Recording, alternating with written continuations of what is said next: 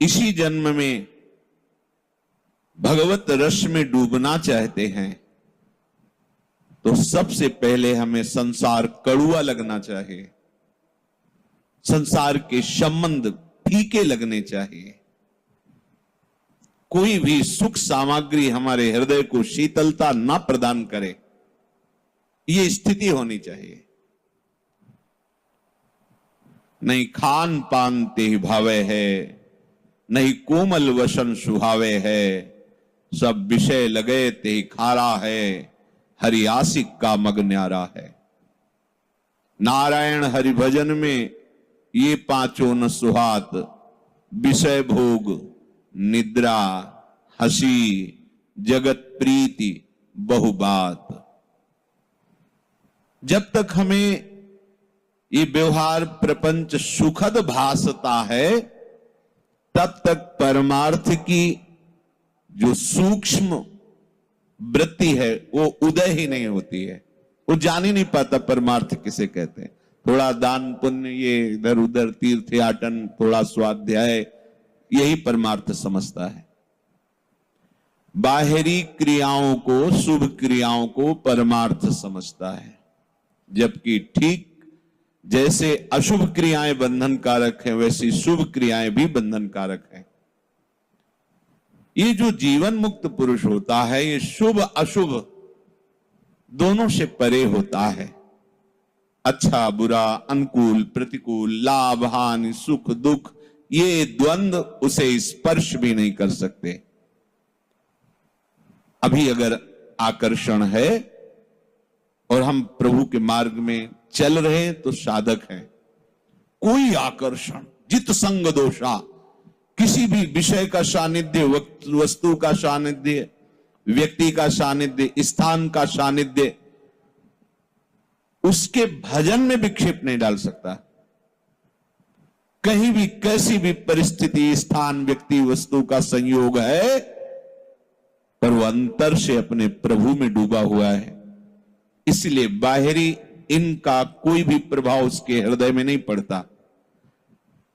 जब किसी भी प्रपंच वृत्ति का प्रभाव हृदय में ना पड़े तो वो अध्यात्म नित्या होता है, वो अपने स्वरूप में स्थित होता है, उसकी बुद्धि निश्चल मानी जाती है। साधक ऐसा करे, पर वो पूर्णता नहीं है। क्या? जितने भी विषय निषेध किए गए हैं उनको रूप से त्याग दे, उनका सानिध्य स्वीकार न करे, पर अपने को इतने से त्यागी न मान ले, क्योंकि ये त्याग अभी किसी काम का नहीं है। हमारा मार्ग पुष्ट हो इसलिए हमने बाहरी विषयों का त्याग किया, पर उन विषयों में सुख बुद्धि है। जब तक सुख बुद्धि है तो समय भले व्यतीत कर लीजिए, यदि सुख बुद्धि नष्ट नहीं हुई तो भ्रष्ट होना पड़ेगा। बहुत ये सूक्ष्म बात है। हम भोग नहीं भोग रहे, हम दूरी बना के रख रहे हैं हर विषय से जो भगवत विरोधी है, पर उसमें हमें सुख बुद्धि है कि है तो इसमें सुख। जब तक ये नष्ट नहीं होगी तब तक हम त्याग वैराग्य के मार्ग में चल रहे हैं, पर हम वैरागी हैं नहीं। भोगों में सुख बुद्धि, और भले हम भोग नहीं रहे तो वो अभी त्याग नहीं हुआ है। जो सुख बुद्धि है उसका त्याग हो जाए तो साधक सिद्धावस्था में बदल जाता है। जिसकी बुद्धि प्रभु में लग गई है, बोले उसका जो रस भाव संसार के प्रति था, सुख बुद्धि थी, वो ही खत्म हो गई। अब उसकी स्थिति ऐसे है जैसे भुना हुआ अन्न,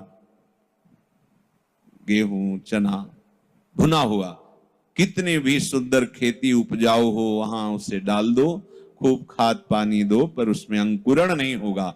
ऐसे कितना विषय का सानिध्य उपस्थित हो, पर स्थित प्रज्ञ के हृदय में कोई भी हलचल सुखद या दुखद नहीं होगी।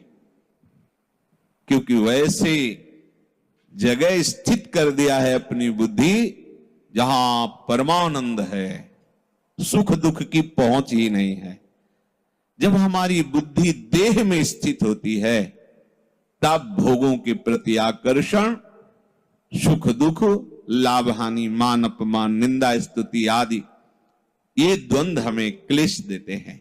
पर वो स्थित प्रज्ञ जिसकी बुद्धि प्रभु में स्थित है, उसकी संसार के प्रति, भोगों के प्रति सुख बुद्धि ही खत्म हो जाती है।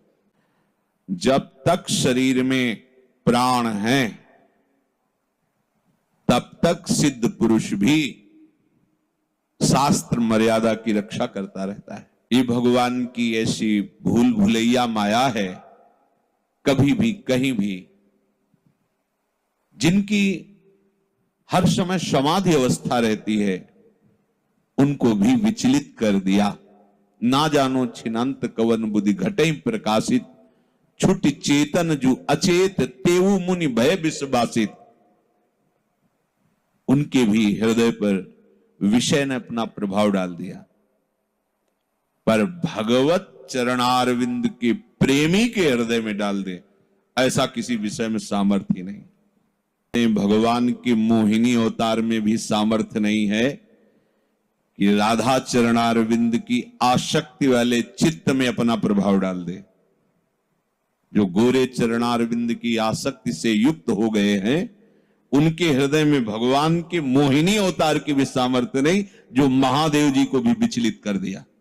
जिस मोहिनी रूप ने महादेव जी को भी विचलित कर दिया, वो मोहिनी रूप राधा दासी भाव वाले हृदय में किंचन मात्र भी प्रभाव नहीं डाल सकता। भगवान का और माया की तो बात जाने दो।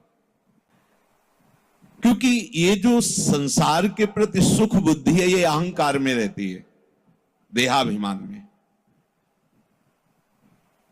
जो इस पांच भौतिक शरीर को मैं मान रहा है और इसी में ममता किए हुए है, अब चाहे जितना ज्ञान बघारे, चाहे जितनी वैराग्य की बातें करे, पर उसका चित्त, उसका मन, उसके हृदय की स्थिति विषयों में सुख है, इसी में रहेगी।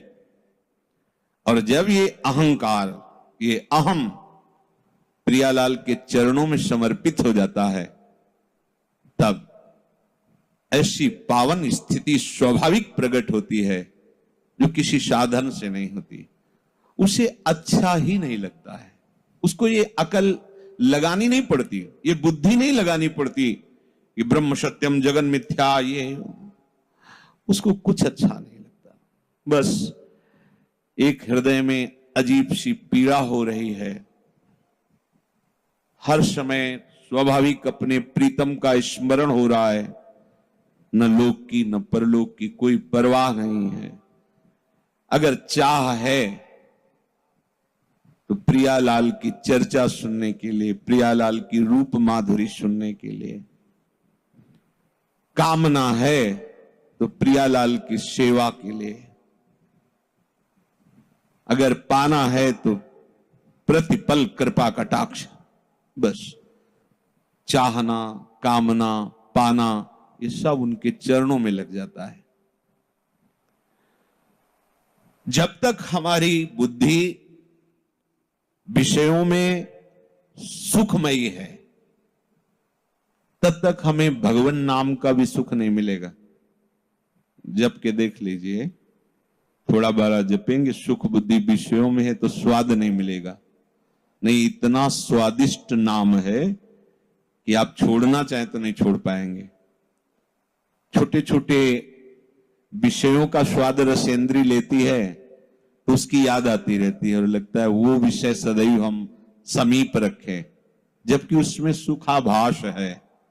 और नाम राधा नाम सुधा रसम, जब ये रस आएगा तो संसार की सुख में जो पगी हुई बुद्धि है कि संसार में रस है, ये नष्ट हो जाएगा। श्री ध्रुवदास जी इसी श्लोक की मानो व्याख्या कर रहे हों, कह रहे रस बल छूटे न जो विषय, सुख नहीं पाया